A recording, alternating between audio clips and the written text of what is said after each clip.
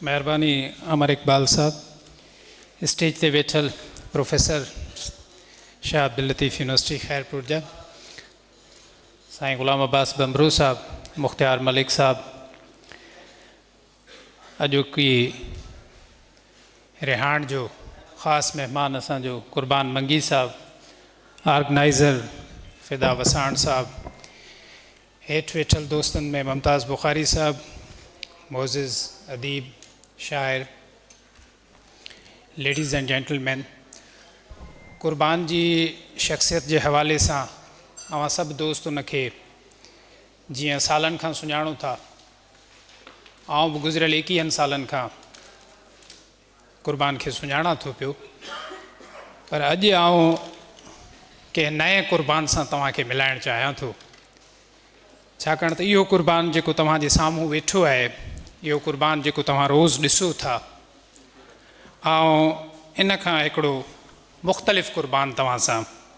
मिलाइणु वञा थो, जेको असांजी सोसाइटी जो, असांजे मुआशरे जो मुआशरती नक़ाद जी हैसियत में जेको कुर्बान आहे, जंहिंखे सभु झीणो निमाणाई सां ॻाल्हाईंदड़, झीणे अंदाज़ में पेश ईंदड़ कुर्बान जेको आहे पंहिंजे कलम में केॾो तिखो आहे ऐं उते केॾी बेहिजाबी सां इहे शयूं ज़ाहिर करे थो।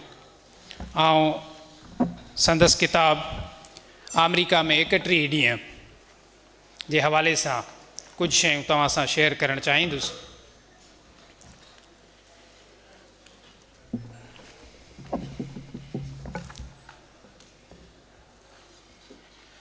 कुर्बान जी तनक़ीद जो अंदाज़ बिल्कुलु उअं ई आहे जीअं दोस्तनि चयो, ॾाढे थधे नमूने ही पंहिंजे किताब में बि कई सवाल उथारे थो ऐं उहे सवाल ही अहिड़े नमूने उथारे थो जीअं ॿुधंदड़ या पढ़ंदड़ हिन किताब जो, हिन जी तहरीर जो, उहो बेचैन थी उन्हनि सवालनि ते सोचे। सुफ़े नंबर 80 ते कुर्बान लिखे थो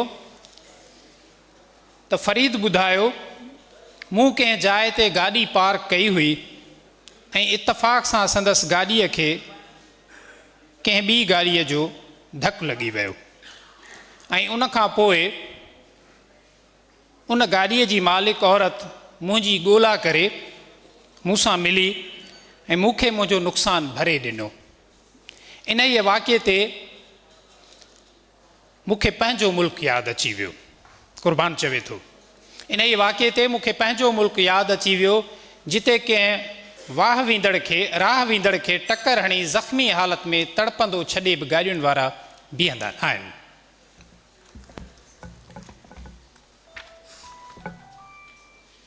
असां वटि हिते नौकिरी जा जेके 60 साल पूरा थींदा आहिनि, उन खां पोइ रिटायरमेंट जहिड़ो पारातो महसूसु थींदी हुजे। ऐं मूंखे यादि आहे त यूनिवर्सिटी में बि कंहिं ज़माने में डॉक्टर साहब वारा चङी तरह वाक़ुफ़ु आहिनि इन्हनि शयुनि खां। असांजो हिकिड़ो असिस्टेंट रजिस्ट्रार हूंदो हुयो, पोइ उन कंहिं ज़माने में हिकिड़ी लिस्ट ठाही त कहिड़ो प्रोफेसर कॾहिं रिटायर थिए थो पियो, त कंहिं प्रोफेसर खिलंदे मूंखे चयो हुयो त अध खां वधीक प्रोफेसर दिलि जा बीमार त इन कया आहिनि जो रिटायरमेंट जी डेट ज़ाहिर करे विधी आहे। ऐं ख़ासि तौर ते रिटायरमेंट जी डेट ऑफिसर्स गवर्नमेंट मुलाज़िम ईअं लिकाईंदा आहिनि जीअं औरतूं पंहिंजी उमिरि लिकाईंदियूं आहिनि। सो इन ई पस मंज़र खे साम्हूं रखंदे हींअर कुर्बान जेको सुफ़े नंबर 91 ते लिखे थो त इन ई बस में ही कंहिं सफ़र में वञे पियो, चए थो इन ई बस में नज़र दौड़ाइण सां मूं महसूसु कयो त बस में अक्सर उमिरि रसीदा माण्हुनि जी हुई, अहिड़ा माण्हू जेके रिटायरमेंट खां पोइ नौकरियुनि ऐं कारोबारनि जे ख़फ़नि मां आज़ा थी पंहिंजी हयातीअ जा बाक़ी साल घुमण फिरण ऐं सैर व तफ़रीह करण में गुज़ारीनि था। हिते रिटायरमेंट खां पोइ माण्हू वधि खां वधि तफ़रीह खे वक़्तु ॾियनि था। पाण वटि थींदो ईअं आहे त रिटायरमेंट खां पोइ वरी माण्हुनि खे घर ठहिराइण, ॿारनि जूं शादियूं कराइण जो फ़िक्र अची वराईंदो आहे ऐं ईअं संदसि सॼी उमिरि जी पूंजी वरी इन्हनि खफ़नि में विञाइजी वेंदी आहे। अहिड़े थधे नमूने सां ही पंहिंजी सोसाइटी जो तक़ाबुली जाइज़ो कंदो हले थो पंहिंजे हिन किताब में। हिकु ॿियो मिसाल जे मार्फत न रुगो क़ुर्बान अमेरिका जी मुख़्तलिफ़ सुहिणियुनि वादियुनि जी मंज़रकशी करे थो, पर उन्हनि जे अंदरि बि ॾाढे धीमे अंदाज़ सां पंहिंजे देशवासियुनि ग़रीब पोरियतनि ऐं हारियुनि खे कीअं थो यादि करे पियो। हिकु नंढिड़ो इक़्तिबास तव्हांजे साम्हूं चए थो त असां हिकु शहर सेंट जोस में कुझु घड़ियुनि लाइ तरसियासीं। इन जे सफ़र दौरान रस्ते में ख़ूबसूरत बहिराड़ियूं, सवा सिधा बनियूं ॿारा, माल जा फार्म, पक्का वाटर कोर्स, फार्मनि जे भरिसां ई हारियुनि जा बंगला, फार्मनि जे भरिसां ई हारियुनि जा बंगला, बंगलनि जे ॿाहिरां शानदार गाॾियूं, ज़रई मशीनूं, ट्रैक्टर ट्रालियूं, ॿियो घणो कुझु नज़र आयो। हिते हारी ॾाढा ख़ुशहाल ऐं ज़िंदगी जे मयार जे लिहाज़ खां कंहिं बि तरह घटि नज़र न आया। असां वटि हारियुनि जी छा हालति आहे? भोतारनि जा कर्ज़, वंगारूं, सॼे कुटुंब समेत महिनत, मगर पोइ बि सुखियो टुकुर नसीब कोन थिए। ईअं ई क़ुर्बान मुख़्तलिफ़ जॻहियुनि ते लालच खां आजो ई शख़्स, साईं गाजाणी साहब इन्हनि सां गॾु उन प्रोग्राम इन टूर में अमेरिका में हुआ, त उन हिकिड़ी निशिस्त में डॉक्टर मुबारक जे हवाले सां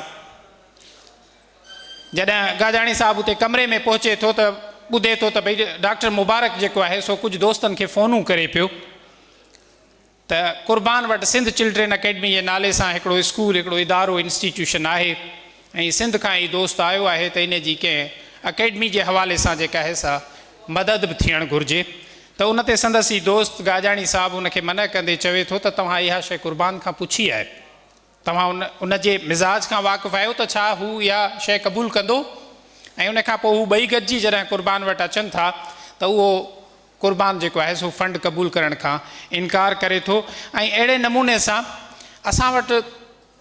जेके ॿियूं शयूं जेके ख़ासि तौर ते पंहिंजे सफ़रनामे में हिन ज़ाहिर कयूं आहिनि, जंहिंमें हू इदारनि जूं ॻाल्हियूं ॿुधाए थो ऐं अॻिते वधी शऊर जी ताक़त ऐं कलम जी सघ सां हू पंहिंजे इदारनि जो हाल बि ईअं ई ज़ाहिर करे थो। हिकिड़ो नंढिड़ो सिर्फ़ु 5 लाइनुनि जो 8 लाइनुनि जो हिकिड़ो इक़्तिबास आहे जेको आउं तव्हां सां शेयर कंदुसि। चए थो वाशिंगटन में रिहाइश दौरान होटल जे कमरे मां हिकु ॾींहुं डॉक्टर गाजाणी फ़ोन मिलाए कंहिं सां ॻाल्हाइणु पिए चाहियो जो ग़लती सां ख़ासि 911 डायल थी वियो। डॉक्टर जल्दी में नंबर कटियो पर थोरी देरि में बैक रिंग अची वई। उहा बैक रिंग 911 नंबर तां आई हुई जितां हू फ़ोन करण जो सबबु पुछी रहिया हुआ। बाद में ख़बर पई त अमेरिका में 911 नंबर हिकु हेल्प लाइन आहे। कंहिं बि मुसीबत या हंगामे जी सूरत हाल में हिन नंबर ते फ़ोन करे एम्बुलेंस, फायर ब्रिगेड, पुलिस जूं ख़िदमतूं हासिल करे सघबियूं आहिनि। इतफ़ाक़ सां जेकॾहिं 911 ते डायल करण खां पोइ साणनि का ॻाल्हि ॿोल न थी सघे या मुसीबत वारी सूरत हाल जे नतीजे में बैकरिंग बि अटेंड न थी सघे त इहे 3 सहूलतूं फ़ौरन उन ई नंबर वारे माग ते वाहुर करण लाइ पहुची वेंदियूं आहिनि। मूंखे पंहिंजो मुल्क यादि अची वियो। क़ुर्बान लिखे थो, मूंखे पंहिंजो मुल्क यादि अची वियो जिते फायर ब्रिगेड उन वक़्तु पहुचंदी आहे जॾहिं अल्लाह तला सड़ी रख थी वेंदो आहे। एम्बुलेंस उन वक़्तु ज़ाहिर थींदी आहे जॾहिं मरीज़ या ज़ख़्मी ही जहान छॾे चुको हूंदो आहे ऐं पुलिस उन वक़्तु अची ट्राकोड़ो विझंदी आहे जॾहिं ॾोहारी आराम ऐं सुकून सां ॾोह करे खिलंदा टिलंदा पंहिंजे माग ॾांहुं निकिरी वेंदा आहिनि। हीअ जेका कंपेरेटिव स्टडी ही करे थो पियो,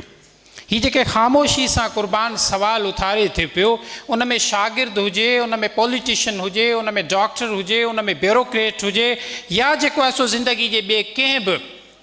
शोबे सां लाॻापियल हुजे, उन जे अंदरि जेकॾहिं उन जो ज़मीर ज़िंदा आहे ऐं हू हिन मुल्क जे लाइ, हिन क़ौम जे लाइ कुझु करणु चाहे थो त उन में हिकिड़ी नई उत्साहियत ई सफ़रनामो भरे थो त क़ुर्बान खे पाण मासूम नथा चई सघूं, बल्कि हू हिकिड़ो बाशऊर इंसान जेको ॿियनि जे अंदरि इंसानियत जाॻाइण जे लाइ पंहिंजे वस सां हर वक़्तु कोशिशि करे थो पियो। ऐं ख़ासि तौर ते आउं ईअं चवंदुसि त किताबनि लिखण सां हू जंहिं नमूने ॿोली जे ज़ख़ीरे में इज़ाफ़ो करे पियो, किताबनि लिखण सां हू जीअं मुल्कनि जी तारीख़ खे पंहिंजी तहरीर जे अंदरि समेटे पंहिंजे ॿोली ॻाल्हाईंदड़नि खे उहा तारीख़ पहुचाए पियो, त उन मां जेको अॻियां हली आईंदे जे मौरिख़ खे जेके शयूं मिलणियूं आहिनि उहो जंहिं नमूने सां ही क़ुर्बान कंट्रीब्यूट करे पियो उहो क़ुर्बान ख़ैरपुर वारे क़ुर्बान जेको आम दोस्तनि सां आहे उन खां इलाही मुख़्तलिफ़ आहे। ऐं मां ख़ासि तौर ते मुल्कनि जूं जेके तारीख़ूं या मुल्कनि में जेके नवाण अचे थी पई या जेका तब्दीली आई आहे उन में उहे मुल्क जेके अॼु तमामु सुपर पावर या इंतिहाई तरक़ी याफ़्ता सॾराइजनि था पिया उन्हनि जी सिर्फ़ु तव्हां 25-30 सालनि जी पोइ तारीख़ ॾिसंदो त तव्हांखे एॾा चमकंदा नज़र न ईंदा। किन दोस्तनि हवाला ॾिना त क़ुर्बान खे 1968 खां 1971 खां सुञाणीनि था पिया ऐं क़ुर्बान उन ज़माने खां वठी जाखोड़ी आहे। 1968 में जेका जर्मनी जी हालत हुई फ्रैंकफर्ट में जॾहिं मुंहिंजो जर्मन दोस्त मूंखे उन घिटी में घुमाइण वियो